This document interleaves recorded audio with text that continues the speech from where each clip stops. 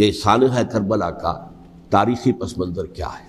اسی طرح وہ عبداللہ ابن سبا یہودی فتنہ گر، یہ آیا مدینے کے اندر اسلام کا لبادہ اوڑھ کر، اس نے چند عقیدوں کی اشاعت شروع کی۔ سب سے پہلے حضرت علی تو خدا ہیں، گاڈ انکارنیٹ، اوتار کا تصور، تو اس نے کہا کہ حضرت علی تو خدا کا اوتار ہے، خدا ہے۔ نمبر 2، اس نے کہا کہ ہر نبی کا ایک وصی ہوتا ہے جس کے حق میں وہ وصیت کرتا ہے، تو حضور صلی اللہ علیہ وسلم کے وصی حضرت علی ہے، لہذا خلیفہ تو اول روز سے حضرت علی ہے، حضرت ابو بکر، حضرت عمر، حضرت عثمان، یہ تو غاصب ہے، اور حضرت عثمان کی خلافت تھی اس وقت تو خاص طور۔ پھر اس نے جو قبائلی عصبیت تھی اسے بھڑکایا۔ پرانی جو عصبیت چل رہی تھی قریش کے اندر، وہ دو گھرانے ایک دوسرے کے بدے مقابل تھے۔ دیکھیے، ایک ہوتا ہے قبیلہ، ایک ہوتا ہے گھرانہ۔ تو قبیلہ تھا قریش، اس میں گھرانے بہت تھے، بنو ہاشم، بنو امیہ، بنو تیم، بنو عدی، یہ بہت سے گھرانے تھے۔ تو چوٹی کے دو گھرانے جو تھے وہ بنو ہاشم اور بنو امیہ، ان کے درمیان چپقلش تھی، مقابلہ، مسابقت، اور یہ مسابقت فی الخیر بھی ہوتی تھی۔ اگر انہوں نے غریبوں کو کھانے کھلائے ہیں تو ہم ان سے بڑھ کر کھلائیں گے، اگر وہ حاجیوں کی خدمت کرتے ہیں تو ہم ان سے بڑھ کر کریں گے۔ تو ان کے اندر یہ مسابقت فی الخیر بھی تھی، لیکن چپقلش تھی کہ کوئی ہم سے آگے نہ نکل جائے، وہ سمجھتا تھا وہ آگے نہ نکل جائے۔ اس شخص نے اس پرانی عصبیت کو تازہ کیا کہ حضور تو بنو ہاشم میں سے تھے، لہذا خلافت حق ہے بنو ہاشم، یہ غاصب ہے۔ اس سے پہلے دو خلفاء جو تھے وہ نہ بنو ہاشم سے تھے نہ بنو امیہ سے تھے۔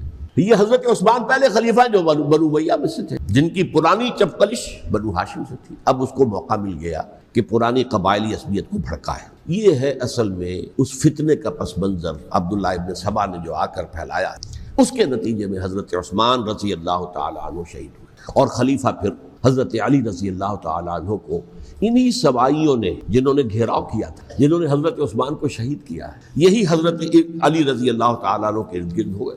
اور حضرت علی رضی اللہ تعالیٰ عنہ بھی نہیں چاہتے تھے خلافت کی بیعت لینا، لیکن کیا وہ امت کو بغیر خلیفہ کے چھوڑ دیتے؟ حضرت زبیر سے کہا گیا، انہوں نے نہیں مانا، رد کر دی بات۔ حضرت طلحہ سے کہا گیا، انہوں نے نہیں مانا، حضرت علی سے کہا گیا، اب عشرہ مبشرہ میں سے یہی تو تھے نا، لہذا انہوں نے تسلیم کر لیا، خلافت ہو گئی۔ لیکن اس کے بعد جو خانہ جنگی ہوئی ہے، اس خانہ جنگی کے نتیجے میں نوٹ کر لیجئے کہ 1,00,000 کے قریب مسلمان ایک دوسرے کی تلواروں اور نیزوں اور برچھیوں اور تیروں سے ختم ہو گئے، ہلاک۔ یہ ہماری تاریخ کا تاریک ترین باب ہے۔ 5 سال، 4.5 سال حضرت علی کی خلافت کے، اور 6 مہینے حضرت حسن کی خلافت رضی اللہ تعالیٰ عنہ۔ اس سے کیا ہوا کہ ایک طرف تو اسلام کی جو توسیع ہو رہی تھی، تھمتا نہ تھا کسی سے سیل رواں ہمارا، وہ سیلاب رک گیا، انٹرنل سیبوٹاج ہو گئی نا، اب تو اندر ہی آپس ہی میں اگر دستوں گریبان ہو گئے تو باہر اب کیا توسیع کرتے ہیں، وہ توسیع کا عمل رک گیا۔ بہرحال حضرت علی رضی اللہ تعالیٰ عنہ نے اپنے خلافت میں ایک کام یہ کیا، اب اس کی کیا مصلحتیں تھیں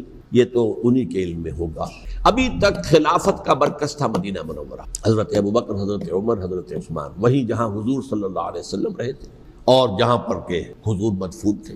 لیکن حضرت علی نے اپنا مرکز جو ہے وہ کوفہ بنا، اور نتیجہ یہ ہوا کہ سبائیوں کا بھی مرکز وہی بن گیا، چونکہ انہوں نے اپنے آپ کو گردا گرد رکھا حضرت علی کے رضی اللہ تعالیٰ۔ اب ظاہر بات ہے کسی پرٹیکولر پرسن کے خلاف تو کوئی مقدمہ موجود تھا نہیں، بلکہ جب جنگ جمل ہو رہی تھی، ابھی جنگ نہیں ہوئی تھی، حضرت عائشہ، حضرت طلحہ، حضرت زبیر وہ لے کر آئے تھے ایک لشکر، اس مطالبے کے لیے کہ حضرت عثمان کے قاتلوں کو سزا دی جائے، قصاص لیا جائے۔ حضرت علی رضی اللہ تعالیٰ عنہ سے گفت و شنید ہو رہی تھی، حضرت علی جو ہے اس پر آمادہ ہو گئے کہ ٹھیک ہے، میں جو بھی قاتلین عثمان ہیں ان کو گرفتار کر کے سزا دوں گا۔ عین اسی وقت کوفے کی مسجد کے اندر جو ہے 10,000 کا مجمع کھڑا ہو گیا، ہم سب قاتل عثمان ہیں، لو ہم سے بدلہ کہاں سے لوگے؟ اور انہوں نے کیا کیا، جاتے ہی جنگ چھیڑ دی، اور جب چھڑ جائے تو یا مرو یا مارو، اس کے علاوہ تو کوئی چارہ کار ہوتا ہی نہیں۔ ایک رات میں 10,000 مسلمان شہید ہوئے، جن میں 2 عشرہ مبشرہ میں سے حضرت زبیر اور حضرت طلحہ رضی اللہ تعالیٰ۔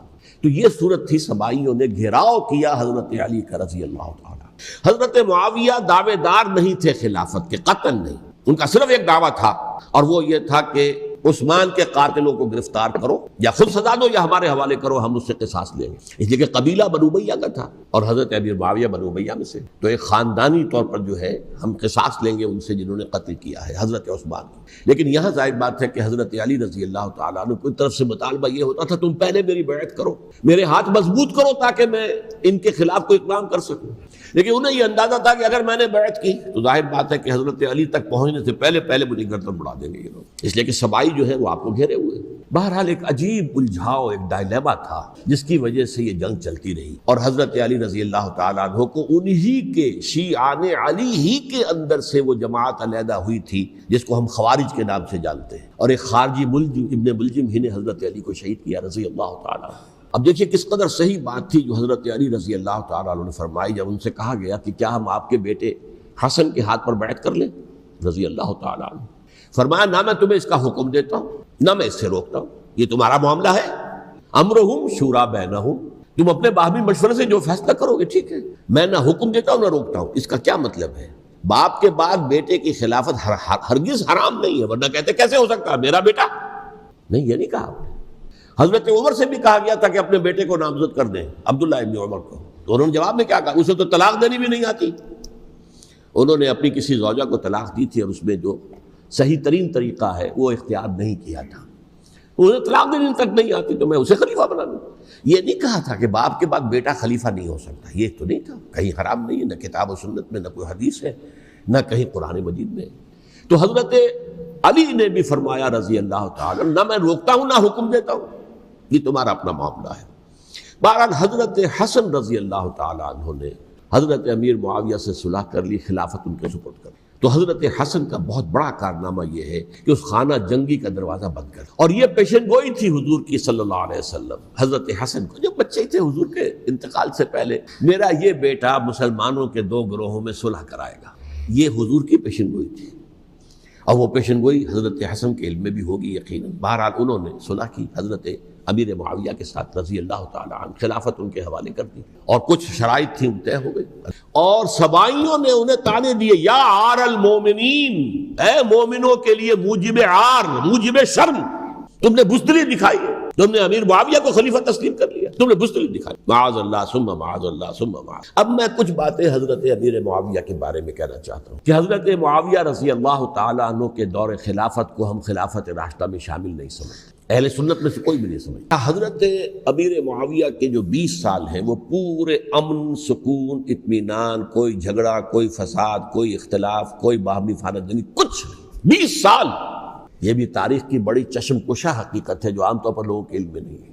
سبائی بھی دبکے رہے، حضرت امیر معاویہ کی حکومت اتنی مضبوط تھی، کنٹرول، کہ ان کو کچھ سر اٹھانے کا موقع نہیں۔ 20 سال رہے ہیں پورے امن۔ 10 سال کے بعد یعنی درمیان میں ہے حضرت امیر معاویہ کا عہد خلافت۔ ایک صحابی جو کہ بزرگ صحابہ میں سے ہیں، مغیرہ ابن شعبہ رضی اللہ تعالی عنہ، وہ آتے ہیں اور وہ کہتے ہیں کہ دیکھیے امیر المومنین، کتنی بڑی خانہ جنگی رہی تھی مسلمانوں کی آپس میں، اور اب بھی اگر آپ کسی کو نامزد کیے بغیر چھوڑ گئے امت کو تو پھر خانہ جنگی ہو جائے۔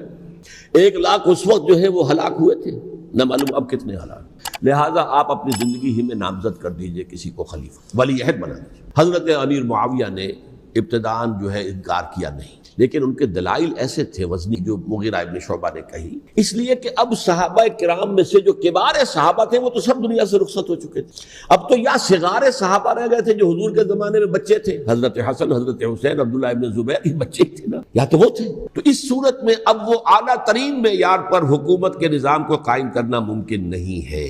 کوئی قبائلی عصبیت جب تک حکومت کی پشت پر نہیں ہوگی، حکومت مستحکم نہیں ہوگی۔ یہ گویا کہ ایک جس کو کہتے ہیں کہ حقیقت بینی، واقعیت پسندی، ایک آئیڈیلزم ہے اور ایک ریئلزم ہے کہ آپ فیکٹس آن دی گراؤنڈ کو غور کریں، سوچیں اس کے اوپر اور پھر کوئی فیصلہ کریں۔ اس اعتبار سے پھر حضرت امیر معاویہ نے بات مان لی اور بیعت لے لی لوگوں سے یزید کے لیے کہ یہ خلیفہ ہوں گے میرے بعد، اس کو ولی عہدی کہتے ہیں۔ اچھا، اس وقت 5 افراد ایسے تھے کہ جنہوں نے اس سے اختلاف کیا، یہ بات بہت اہم ہے۔ 5 افراد کون تھے جو ہونے چاہیے؟ ابو بکر فوت ہو گئے، ان کے بیٹے عبد الرحمن ابن ابی بکر، عمر فوت ہو گئے، ان کے بیٹے عبداللہ ابن عمر، عباس فوت ہو گئے، ان کے بیٹے عبداللہ ابن عباس، زبیر فوت ہو گئے، ان کے بیٹے عبداللہ ابن زبیر، اور حضرت حسن جو ہے ان کا انتقال ہو چکا تھا، حضرت علی کے بیٹے حضرت حسین رضی اللہ تعالیٰ عنہ مجمعین۔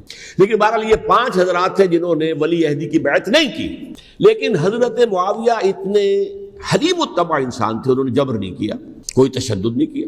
ٹھیک ہے، ولی عہدی کی بیعت نہیں کر رہے، کوئی بات نہیں، میری بیعت تو کی ہوئی ہے نا، ابھی تو میں زندہ ہوں، بات ختم ہو گئی، میری بیعت کو تو نہیں توڑا انہوں نے، فسخ بیعت نہیں کی۔ اس اعتبار سے انہوں نے نہ کوئی تشدد کیا، نہ جبر کیا، نہ کوئی مواخذہ کیا۔ لیکن جب امیر معاویہ کا انتقال ہو گیا، اب ولی عہدی کی بجائے وہ اب خلافت کی بیعت، سب لوگوں نے بیعت کر لی۔ ان 5 میں سے ایک فوت ہو چکے تھے، حضرت عبد الرحمن ابن ابی بکر فوت ہو چکے رضی اللہ عنہ، 4 تھے، ان 4 میں ایک اختلاف ہوا۔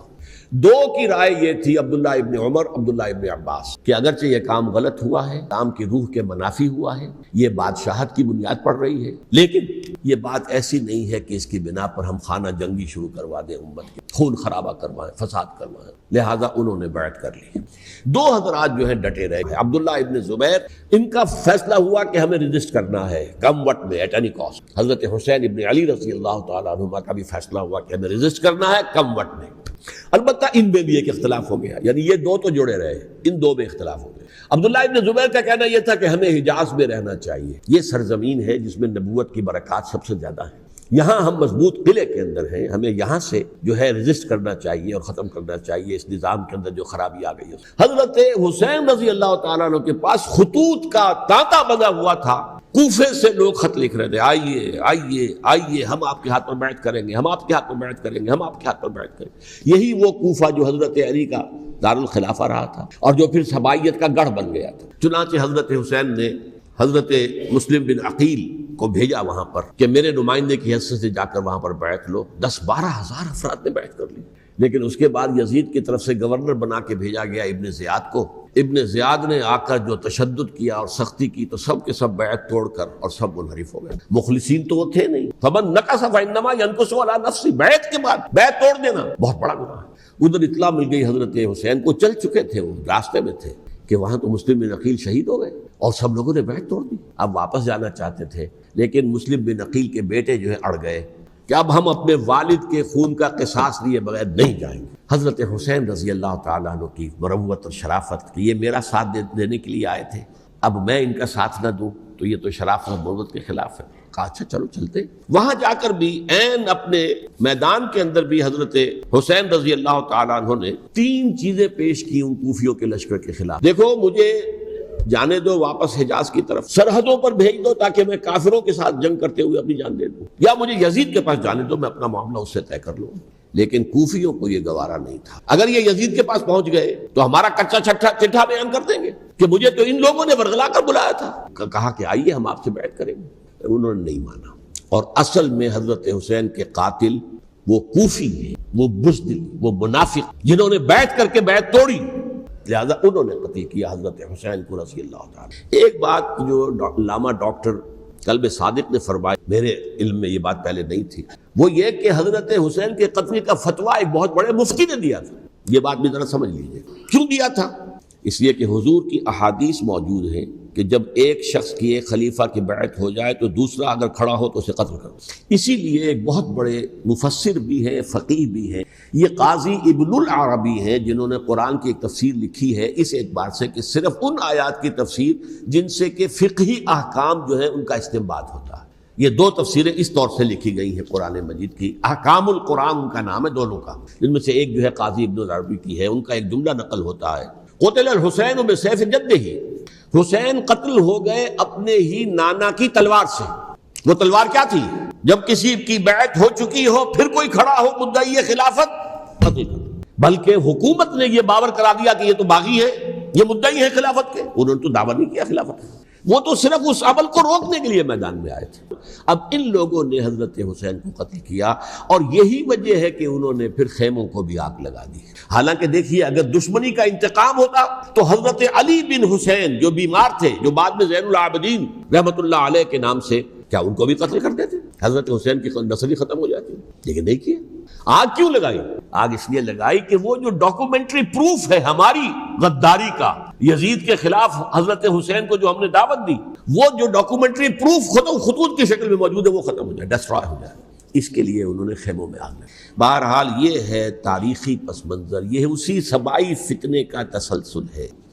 تو یہ جو ہے واقعہ کربلا نے، اس میں کوئی شک نہیں ہے کہ ایک ایسی مشعل روشن کی ہے جس کو کہ ہر شخص کو دیکھنا چاہیے. جیسے کہ اقبال نے ایک شعر کہا تھا، فکر انسان پر تیری ہستی سے یہ روشن ہوا ہے، پرے مرغ تخیل کی رسائی تاک ہو جا. تو فکر انسان پر حضرت حسین کی قربانی سے یہ واضح ہوا ہے کہ انسان کس حد تک جا سکتا ہے قربانی دینے کے لیے اپنے کسی مقصد کے